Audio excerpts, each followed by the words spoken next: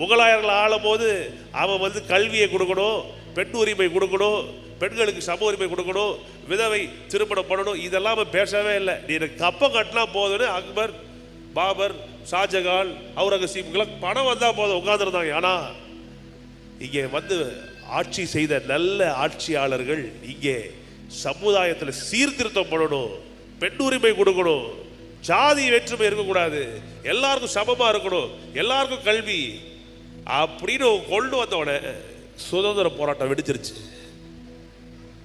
Freedom ஸ்ட்ரகிளுக்கு பின்னாடி அவ்வளோ பெரிய கதை இருக்கு. இன்னைக்கு நம்ம சொல்றோமே நம்ம சுதந்திர இந்தியாவில் வாழ்றோம், சுதந்திர இந்தியாவிலே வாழ்றோம்.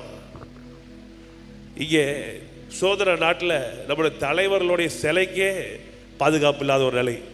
எந்த நாட்டிலேயாவது தலைவர் சிலைக்கு கூண்டு போட்டு வைப்பார்களா? அசிங்கம். சென்ட்ரல் பஸ் ஸ்டாண்டில் பாருங்க, பெரியார் சிலை, அழகான சிலை, அந்த காலத்துல இருந்து இருக்கு, அதுக்கு ஒரு